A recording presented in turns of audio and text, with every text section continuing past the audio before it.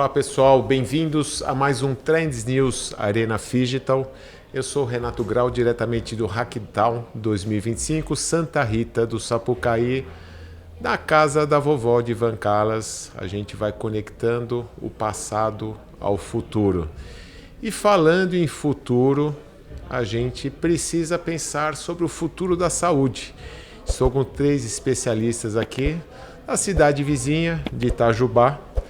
O Gerson, o Luciano e a Ana são professores, várias formações, e até eu já comecei a ver o quão importante é a diversidade da complementaridade das competências para que um projeto possa avançar. E o tema principal hoje vai ser de gêmeos digitais e o impacto deles no futuro da saúde. Primeiro, Ana, gostaria que você se apresentasse, por favor. Oi, boa tarde, eu sou Ana Lídia. Sou doutora em Ciências Médicas, sou professora da Faculdade de Medicina de Itajubá, sou membro do Núcleo de Inovação Acadêmica e também sou empreendedora. Tenho uma startup de internet das coisas aplicada à saúde e sou uma entusiasta do papel transformador e democratizador da inovação na saúde. Muito bem. Luciano? Renato, boa tarde a todos. Em primeiro lugar, queria agradecer ao convite, é um prazer estar aqui com você, com seus ouvintes e com meus amigos.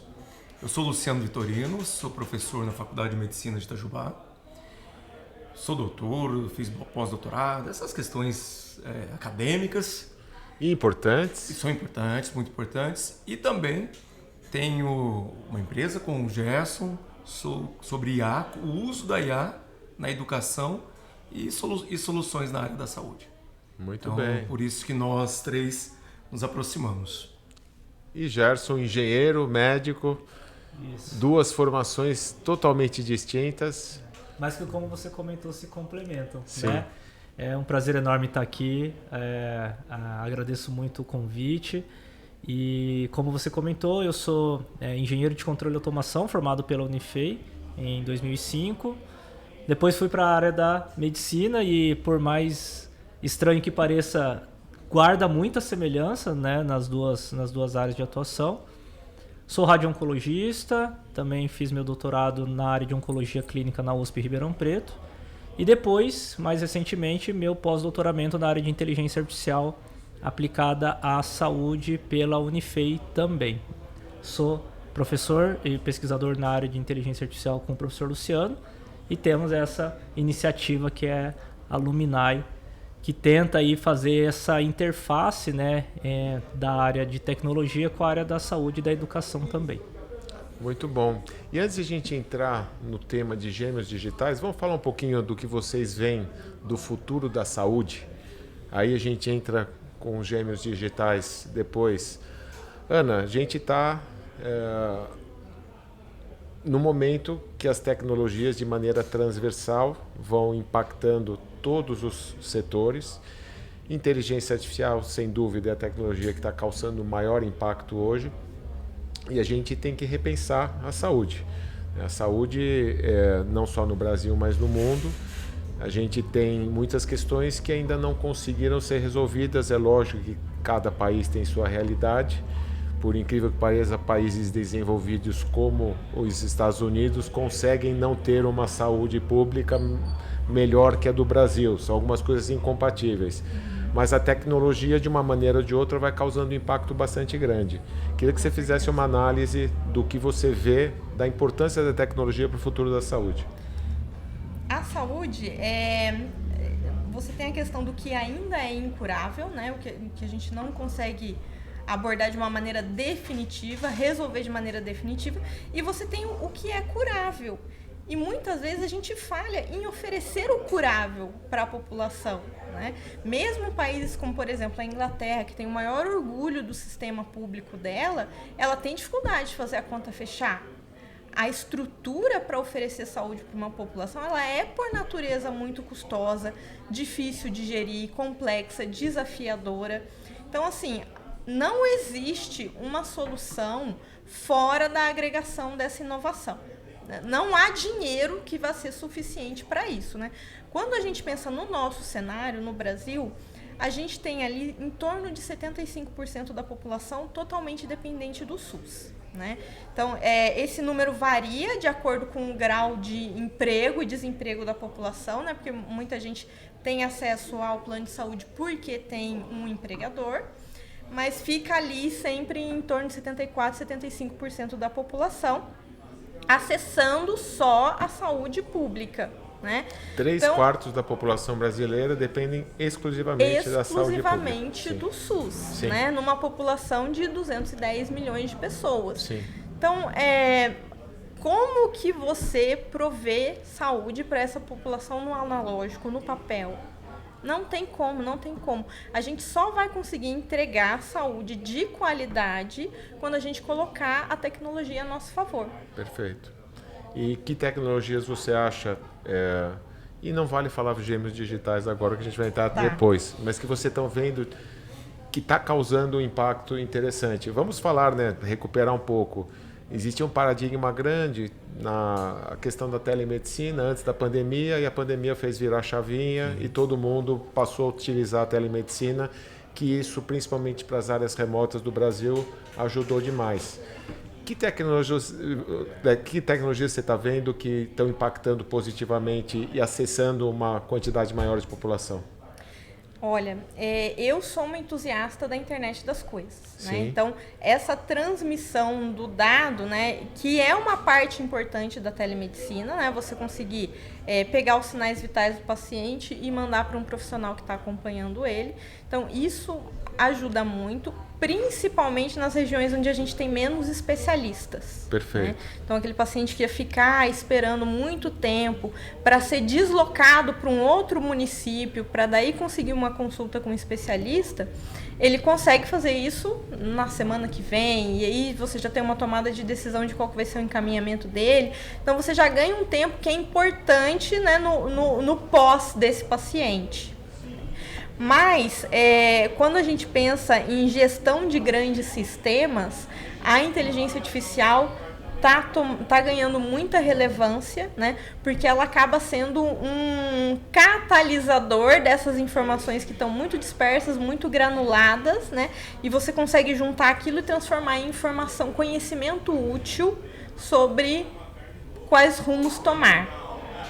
Ótimo. E a gente, pensando assim de pilares principais do futuro da saúde, a gente vê que o futuro está numa medicina remota, né? Então essa questão do IoT, dos wearables, você poder ter os biomarcadores sempre sendo medidos em tempo real, e uma medicina de precisão, que cada vez mais você vai individualizando essa medicina. Então são os recursos que a partir dos sensores você consegue produzir dados das pessoas, e com isso a inteligência artificial vai trabalhando em dados. Exatamente. E aí eu queria até complementar, a gente vive num momento muito interessante, porque os sensores estão caindo de preço muito rapidamente. Sim. Eles estão se miniaturizando, né? Então estão ficando bem menores, consomem menos energia, são mais resistentes. A variedade de dados que a gente consegue capturar é muito maior. Então a gente tem que aproveitar esse momento, né? Que realmente assim, os sensores eles estão desabrochando muito rapidamente, né? E criar essa ponte do mundo físico e do mundo digital com sensores. Muito bem. Luciano, tua visão a respeito do futuro da saúde que você pode complementar? A minha formação é em epidemiologia. Então, quando você me faz essa pergunta, e só para fazer uma breve explicação, eu estudo e tenho a disciplina, a distribuição das doenças, ficou muito na moda agora. Sim. Com a pandemia. Sim. Então, quando eu vejo você me fazendo essa pergunta, eu penso como que a gente pode usar imagina bilhões, trilhões de dados que tem no SUS, no Sistema Único de Saúde. Sim. Como com a IA, por exemplo... Falta interoperabilidade, né? Para você poder usar os dados. E por isso que eu fico me questionando, pensando e aí provocando até uma reflexão. Imagina como a gente não pode já fazer isso em todo o Brasil. Sim. Então a gente pode fazer modelos de prevenção fator de risco, por exemplo, que a gente vê tantos e tantos agora casos de doenças cardiovasculares, câncer. Então, com o uso dessas tecnologias, a gente consegue, em massa, mas também personalizado. Porque com as tecnologias a gente sempre questiona, será que a gente vai se afastar do cuidado pessoal que o médico, enfermeiro, os profissionais da área da saúde? Eu vejo que não. Eu vejo que é uma grande oportunidade para você realmente aproveitar o seu tempo. Eu sempre falo isso. Aproveitar o seu tempo como profissional, médico, por exemplo. O Dr. Gerson está aqui. Vai ter muito mais tempo para dar a atenção que realmente o paciente precisa. Perfeito. Então, quando você me faz essa pergunta, eu vejo uma grande oportunidade de maior planejamento e planejamento de recursos, não só do sistema de saúde público, mas também o privado, que pode colocar. O dinheiro é finito em todo lugar, Sim. inclusive na saúde. E aí, só comentando isso, eu acho que é muito importante, né, Luciano, você comentar, o médico só vai conseguir usar essa ferramenta a seu favor se houver um treinamento. Capacitação Capacitação. sempre Por quê? é Porque chave. senão Sim. vai acabar acontecendo que ele vai usar essa tecnologia como uma muleta para se afastar daquelas funções que ele deveria fazer. Uma revolução que aconteceu na medicina, na forma como a gente faz medicina, foi o prontuário eletrônico. Até quando eu comecei a minha formação como médico, eu não quero denunciar a minha idade aqui com isso, mas a gente ainda, na USP, a gente ainda fazia prontuário ao papel. Eu peguei a transição do papel para o prontuário eletrônico. E aí ficou naquela maravilha, né? Olha, você demorava 1 hora para atender o paciente porque você ficava escrevendo, agora você vai ter tempo para tocar o paciente, para falar o que aconteceu. A consulta que era 1 hora virou de 20 minutos. Vamos atender mais. Então eu continuo não tendo tempo para fazer aquilo. Então eu acho que essa questão do treinamento, da capacitação, da utilização adequada dessas ferramentas, ela é fundamental, porque senão a gente vai acabar criando mais um problema do que uma solução. Acho que isso é um ponto importante. Perfeito. E, bom, aí tem que lembrar a audiência aqui que estamos sendo patrocinados pela Rocket Base, que é um venture studio que investe em health techs, e por coincidência eu sou um dos cofundadores. E um dos projetos da Rocket Base é o Medical Growth Institute, que é o MGI, que tem como objetivo capacitar os médicos e profissionais da saúde em competências que a faculdade não trouxe. Então, fizemos muitas pesquisas e temos ótimos médicos técnicos formados. Mas uma estatística assustadora que nos motivou a desenhar uma nova grade de aprendizagem é que 84% dos erros médicos são causados por problemas de comunicação. Sim. Então, a parte de soft skills não são trabalhadas nas universidades de tecnologias. Você teve acesso à engenharia, é uma outra, mas for fazer uma faculdade, você fez enfermagem, não tem falar de futuro, tecnologias, tendências, mesmo empreendedorismo, né, são temas que parecem que as faculdades não se renovam. Então o mercado tem que se mexer para complementar essas. Você falou de educação e a gente assina embaixo. Isso. E aí, falando de Brasilzão em tudo, né, educação para todos os níveis, né? A gente está falando de médicos aqui, profissionais da saúde com relação à capacitação das novas ferramentas, mas é importantíssimo que toda a população possa ter acesso. E tecnologia está cada vez mais acessível, realmente está fácil. Quando anos atrás era tudo com linhas de código, tudo muito complexo. Hoje não, você consegue fazer no celular, tem as interfaces, né, os vibe coding, que você consegue fazer um desenvolvimento no software rapidamente sem ter o conhecimento Tem técnico. algumas plataformas no code até no agora, code, né? É isso mesmo. Eu acho que esse ponto que você trouxe é muito importante, né? A bio... Quando a gente está falando em saúde, a gente está falando em medicina, né, mas em saúde e ciência geral, a gente está falando em 4 pilares. Toda ação dentro da medicina ela precisa respeitar esses 4 pilares.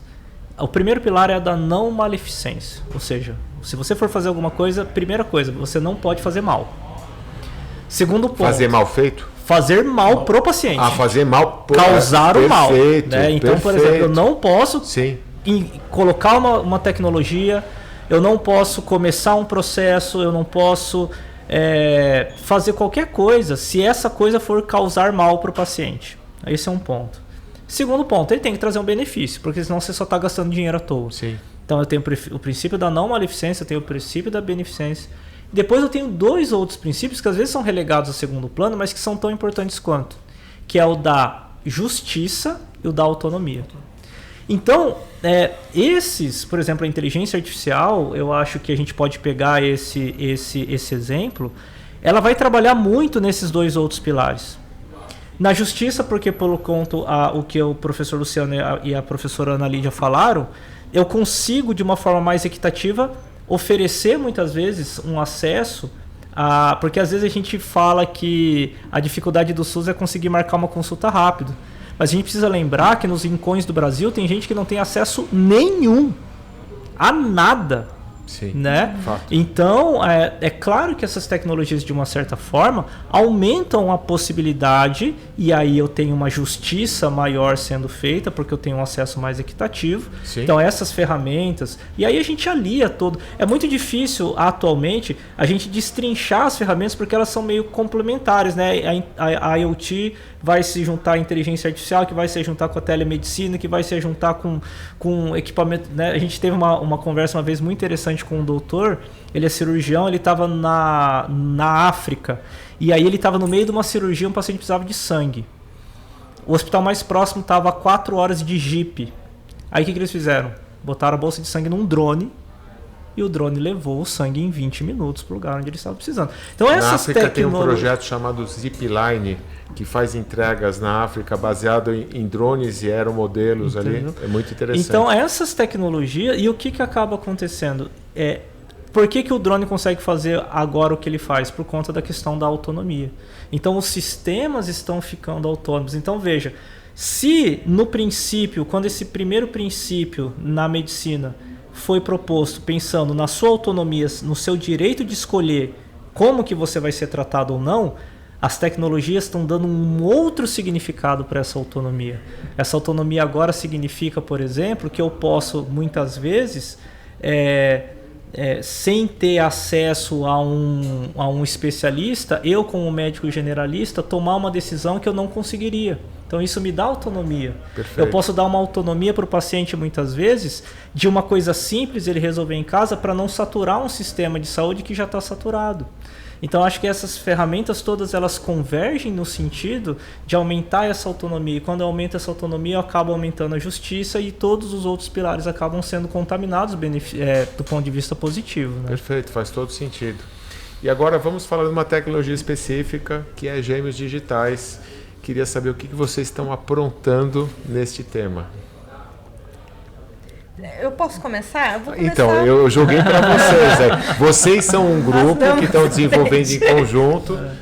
Quero entender, Ana. Então, só primeiro conceituar os gêmeos digitais, né? Então, o gêmeo digital, ele prevê 3 características fundamentais, que é o mapeamento do dado em tempo real, né? Então, se você fez uma coleta de dado no momento, e aí você vai fazendo modelagens estatísticas em cima daquela única coleta. Isso pode ser muito bom, resolve vários problemas, mas não se encaixa dentro da definição, né, da conceituação de gêmeo digital, tá? Então, o gêmeo digital, ele prevê uma coleta de dados em tempo real, né, e contínua, né, ou de tempos em tempos, né? Por quê? Porque daí, conforme o cenário do ente físico vai mudando, as condições, né, do ente físico vai mudando, o gêmeo digital vai se atualizando, né? Então, ele prevê uma coexistência, uma coevolução das duas entidades, da digital e da física. Então, conforme o cenário muda, né, ou a minha condição de saúde muda, então o meu gêmeo digital se atualiza e ele me dá feedback sobre isso. E aí eu mudo meus hábitos ou mudo minha condição, enfim, né? E aí, se eu melhoro, o gêmeo digital também melhora, né? E aí ele prevê também aplicações preditivas e prescritivas. Então eu desenho cenários no futuro mais otimistas, mais pessimistas, e aí eu mudo a minha atuação no presente de acordo com esses cenários futuros que o gêmeo digital me desenhou. Só reforçando, o gêmeo digital que você se refere nesse caso é um gêmeo do corpo humano, da pessoa. Pode ser do corpo humano, pode ser de uma máquina de ressonância magnética, pode ser de um órgão, né? Pode ser de uma cidade inteira, de um hospital, de um sistema de saúde maior. Mas vocês... De um ponto de vista mais genérico, só, desculpa, Fernando, o gêmeo digital é um modelo. Sim. Né? Então, acho que a gente precisa partir dessa premissa. E acho que é muito importante ressaltar isso que a professora Lídia falou, porque recentemente nós tivemos num congresso na Itália, onde um tema central foi a questão dos gêmeos digitais. E a gente percebe que esse é um termo que está na moda. E aí, como está na moda, tem muita gente usando de forma indiscriminada. Sim, é o hype. É o hype, entendeu? Isso. Então aí tudo vira metaverso, tudo vira AI, tudo vira, muito bem né? colocado, então, muitas das vezes a gente observa que modelos que o pessoal coloca a etiqueta de gêmeo digital, na verdade, não é. Sim. Né? Então, acho que precisa ficar muito, muito atento com relação a essas características que a professora falou, para ver se de fato a gente está falando de gêmeo digital. Sim. Como ela bem colocou, muitas vezes a gente não precisa do gêmeo digital para fazer alguma coisa, né? Às vezes você está pegando um elefante para resolver uma coisa que é uma coisa muito pontual. Às vezes um modelo mais simples, que vai rodar mais rápido, com menos parâmetros, mais fácil de ajustar, vai resolver o seu problema. Os gêmeos digitais, eles trazem uma ideia um pouco mais de universalidade e de real time, que muitas vezes muitas aplicações não vão precisar, né? Mas acho que é só chamar essa atenção de que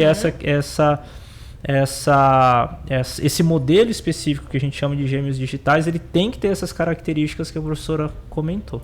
Perfeito. Posso aproveitar alguns números? Estava conversando até com a professora Ana. Nós tivemos um painel agora lá no Hackdown. Sim. Lá na RET. E eu apresentei alguns números e o que chamou muito a atenção, pegando o gancho da fala do professor Gerson e da professora Ana, uma das principais revistas de saúde do mundo, né, a The Lancet, ela fez uma revisão e detectou 89 artigos sobre o uso dos gêmeos digitais na saúde. Só quando eles criaram os critérios, obedeceram os critérios, se realmente... Perfeito. Se adequavam dentro aos critérios, sim. De 89, apenas 20 estudos realmente usaram os gêmeos digitais. Interessante. Isso é muito importante para aproveitar a fala e dizer alguns números. Então, assim, tem que tomar cuidado, senão a gente começa a pôr na moda. IA, eu me lembro, há 3, 4 anos, tudo era IA, as LLMs, agora os gêmeos digitais ou internet das coisas. Então, tem que ter cuidado, critérios, eu acho que é isso que a gente vai falar um pouco sobre isso. Ótimo. E vocês estão desenvolvendo alguma solução de gêmeos digitais dentro do trabalho de vocês? A princípio, não, né? A nossa pesquisa é uma pesquisa mais acadêmica. A grande motivação foi justamente esse hype, como você bem colocou. Sim. E o trabalho que nós levamos para esse congresso, ele falava justamente de uma percepção do público com relação a essa tecnologia. Por quê? A gente está num momento muito propício, como a gente está falando, as tecnologias estão começando a ser incorporadas e as legislações estão começando a ser desenhadas, né? Sim. Então, nesse cenário é muito importante a gente ter a percepção do público, né? Então, o trabalho que nós levamos para lá é mais especificamente relacionado a qual que é a percepção do público, é positiva, é negativa, por que o público acha que isso pode ser bom ou pode ser ruim, né? E nos resultados que nós tivemos, a gente observou uma coisa muito importante, que cai naquilo que a gente estava comentando da capacitação e treinamento. Quanto mais informação a pessoa tem no nosso trabalho, ele mais propício ele é de aceitar a utilização dessa tecnologia, né? E por que isso é importante? Porque pela pesquisa que a gente tem realizado e os desenvolvimentos que a gente tem observado, é inevitável a incorporação disso na saúde. E ela não vai vir pelos ganhos que a população acha que ela vai trazer, que é justamente isso que você falou, da medicina de precisão, da medicina personalizada, né?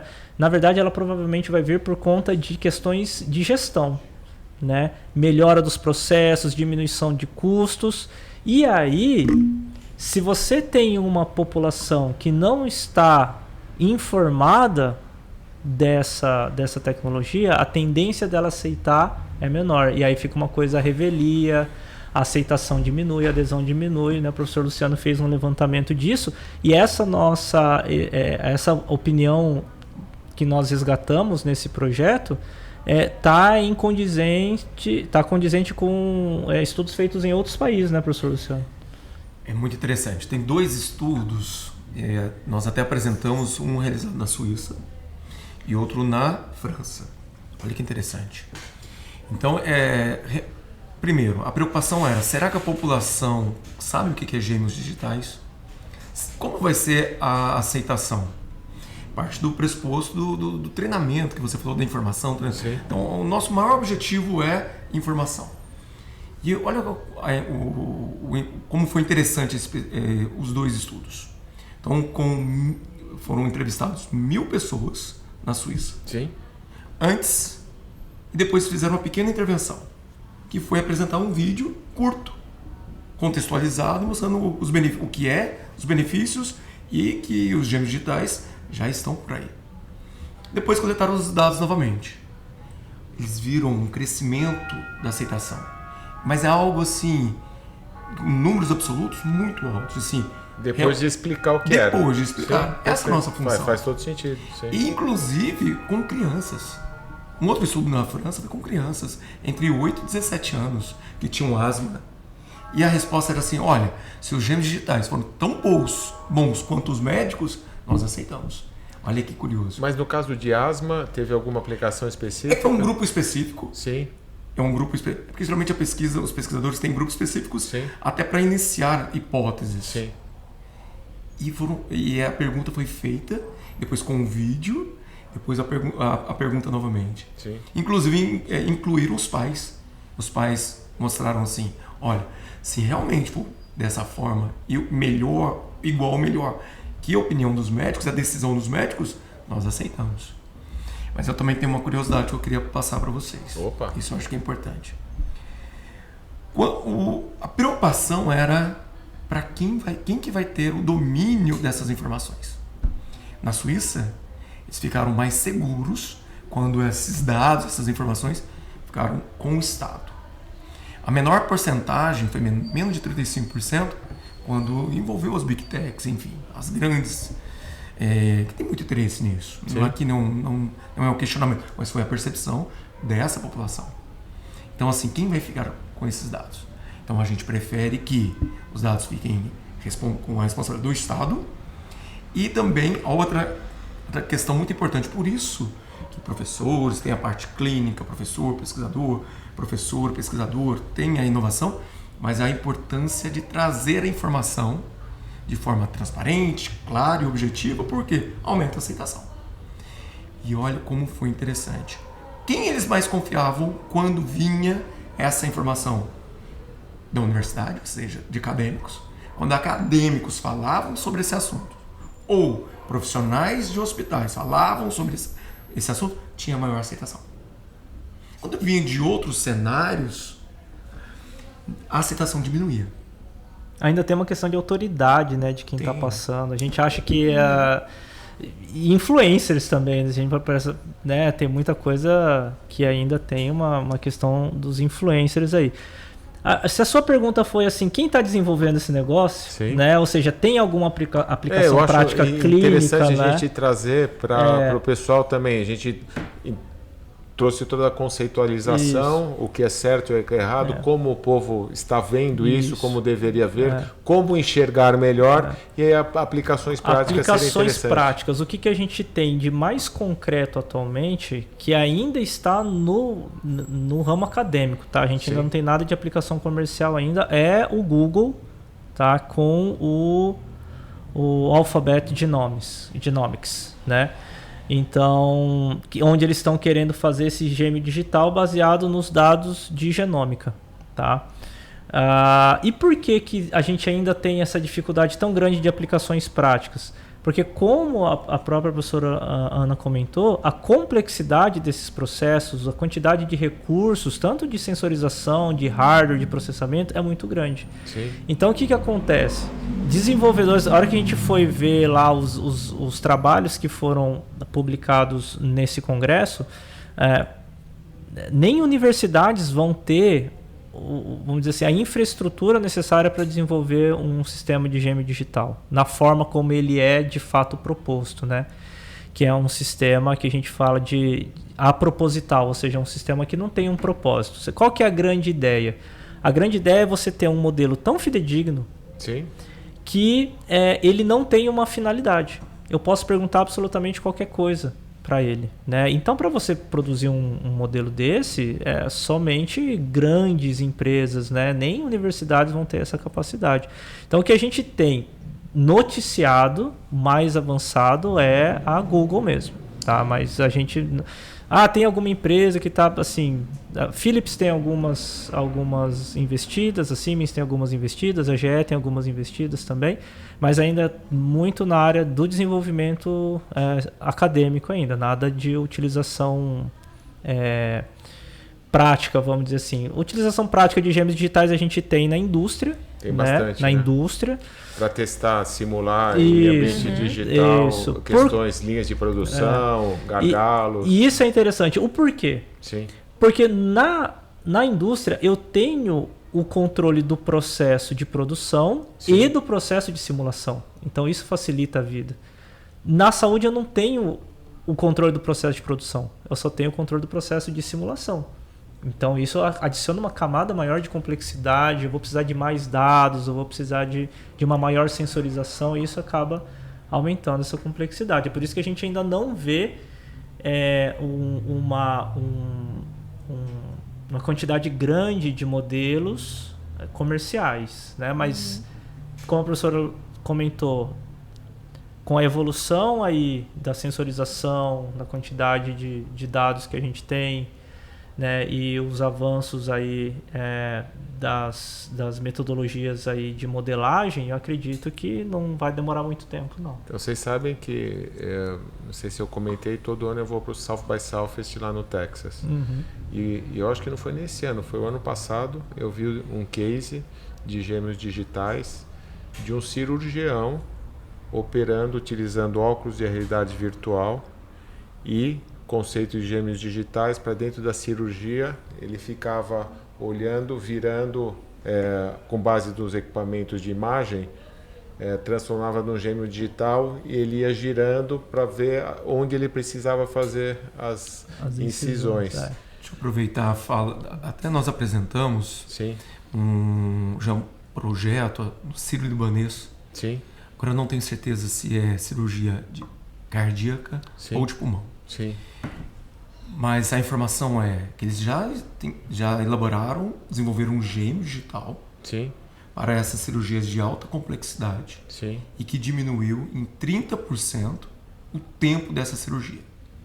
Veja bem, 30% do tempo, olha como que você diminui sedação, risco cirúrgico, como que melhora a qualidade de todo o processo e o custo. E até os investidores vão ficar felizes, né? E veja bem, isso Com certeza. Você consegue rodar mais a sala. Sim. Agora, assim, por exemplo, a utilização desses modelos na medicina não é de agora. Né? Por exemplo, a gente tem neuronavegador, que você consegue lá fundir a imagem do cérebro e tal. Mas não é gêmeo digital. Por quê? Porque para ser gêmeo digital ele teria que fazer a incisão e a imagem lá teria que trazer. Então ele fez essa imagem antes e trouxe para cá. Então desse cirurgião eu não sei exatamente se, por exemplo, se ele fizer alguma coisa, se aquela imagem que ele está estudando vai repercutir aquela incisão ou aquele procedimento que ele fez. Então, por isso que eu falo que a gente precisa tomar muito cuidado, porque para ele chamar aquele de gêmeo digital... ele teria que ter uma atualização em tempo real daquilo lá. E aí, dentro da área da saúde, é muito difícil, porque você teria que ter um equipamento de ressonância, não é uma coisa... Mesmo os ditos portáteis são do tamanho dessa sala. Né? Então, a gente precisa tomar muito cuidado com essa questão do que a pessoa chama de gêmeo digital. Modelo de alta fidelidade é gêmeo digital. Não, não é. É um modelo de alta fidelidade. Às vezes... resolve. Eu acho que isso que é uma coisa muito importante. Esse é um outro ponto, né? Não necessariamente. Eu acho bastante interessante, né, esse posicionamento de vocês de esclarecimento, né? A gente está falando de educação para entenderem o que é o conceito, mas não necessariamente uma tecnologia que não é de gêmeos digitais, mas é alguma aplicação de realidade virtual, realidade aumentada, não possa ser menos útil do que os gêmeos digitais. Mas estão colocando no radar que o futuro da saúde, um dos grandes pilares que vai ajudar é justamente existir esse metaverso de uma maneira aplicada correta. E na nossa percepção, acredito que a maior aplicação prática que a gente vai ter são o que nós chamamos de prontuário pessoal ou personalizado do paciente, onde esse prontuário, na verdade, vai ser o gêmeo digital. Porque a gente gera dado o tempo todo. Então imagina, quando eu sou médico, vou atender, vou estruturar lá no meu prontuário, vou estar lá, história clínica, remédios, alergias, exame físico, e aí eu tenho lá um sistema estruturado, né, de informação de dados, eu vou colocar aqueles dados. Imagina se eu não precisar fazer isso. Se eu, por exemplo, eu estou gravando lá a minha consulta e o sistema já vai, e eu vou tirando foto dos exames, ele já vai jogando tudo de uma forma não estruturada, ele vai alimentando aquele negócio lá. E aí se daqui 5 dias eu esqueci de perguntar um negócio, eu vou lá no Gêmeo Digital, mas no Gêmeo Digital ele tem aquela informação, está registrado lá. Então acho que ali é que a gente... Então, e aí qual que é a ideia? Não é só o médico que vai ter acesso, porque ele é um sistema, é um modelo aproposital, né? Então o financeiro vai poder ter acesso àquele mesmo modelo e vai tirar as informações que ele precisa. O médico, o fisioterapeuta, né? Então quem precisar, porque como ele é um modelo aproposital, ele não tem uma finalidade, ele é um modelo de alta fidelidade, né? A maioria dos modelos, quando a gente faz o modelamento, devido às restrições que a gente tem, né? Eu trabalhei com modelamento de uma doença rara no meu doutorado de leucemia. A gente tem um propósito, tem alguma coisa que eu quero estudar, e então esse modelo ele vai se servir a esse propósito. Mas nos gêmeos digitais não. E aí a gente precisa levantar um ponto que é muito importante, que é a questão do uso ético dessa tecnologia. Imagina eu ter um gêmeo digital seu, uma cópia extremamente fidedigna, e às vezes tem coisas que você não quer me contar. Você tem o direito de não me contar. Eu não preciso mais perguntar para você, eu pergunto para o seu gêmeo digital. Ainda mais que ele vai responder sozinho. Vai responder, né? Sim. Exatamente. Ele vai responder. E aí eu lembrei do caso do 23andMe, daquele... Ele fazia mapeamento genético pela saliva e que vazou. A empresa quebrou, os dados vazaram. E aí? E aí, exatamente. Dados genéticos. Essa pesquisa da Qual Suíça... que é a contenção para essas pessoas que tiveram as informações vazadas? Perfeito. Vai saber. Essa pesquisa da Suíça, o que mais chamou também a atenção é assim, 75% dos participantes, olha, isso eu tenho que ter autonomia para decidir se eu vou ter o meu gêmeo digital ou não. Olha a preocupação. Ótimo, perfeito. Eu tenho que ter autonomia. Perfeito. Eu tenho que decidir. Perfeito, porque afinal de contas, a gente não está falando mais de um carro quebrando, né? Uma máquina, a gente está falando do nosso próprio corpo, que pode ser, imagina, investigado em nível genético. Exato. E o que podem fazer com isso. Imagina, minha mulher não aguenta imagina se tiver dois. Ela vai se matar. E você imagina que a gente não está falando de um futuro longínquo, a gente está falando de empresas de RH que já estão usando sistemas de inteligência artificial para selecionar currículos. Verdade. Imagina se você é, por exemplo, uma seguradora de saúde. Isso. Imagina se você é um empregador, você vai contratar o Luciano, por Sabendo exemplo, que eu sei que ele tem um genes. determinado... Não, e a gente está falando de além. Sim. Nós temos um excelente captador de comportamento, que é isso aqui. Perfeito. Então, agora a gente está na era da NR1, que é a questão da saúde mental do trabalhador. A maioria dos afastamentos laborais hoje em dia são devido a burnout, são por questões psicológicas. Verdade. Então, eu tenho lá o perfil do Luciano, né? Eu já tem empresas que criam o seu gêmeo digital baseado nas suas publicações de redes sociais, né? E aí eu falo assim, não, Luciano tem um perfil de depressão, não vou contratá-lo. Perfeito, né? Então a gente precisa... E aí, como é que a gente consegue fazer o uso responsável disso? Através da questão da capacitação e do treinamento, né? Perfeito. Olha aí! Tudo bem? Olha só. Olha lá, temos convidados. Tudo bem? Tudo bem. A família chegou. Bom, sejam muito bem-vindos. Tchau pra galera, dá tchau pra todo mundo. Tchau. Tá gravando? Pessoal, papo sensacional, né? A gente está chegando aqui para o final do episódio. Eu acho que a gente, dentro do Trends News, sempre fala que a gente quer trazer mais perguntas do que respostas. Então, vocês trouxeram um assunto muito importante para provocar reflexões na nossa audiência. Eu quero agradecer muito a presença de vocês. Quero saber mais depois do seu projeto de IoT, da tua startup. Me interessa bastante. Vai ser um prazer. Muito obrigado. Muito obrigado pelo convite. Eu que agradeço. Muito obrigado. Muito obrigado pelo convite. Pessoal, finalizando mais um Trends News Arena Phygital.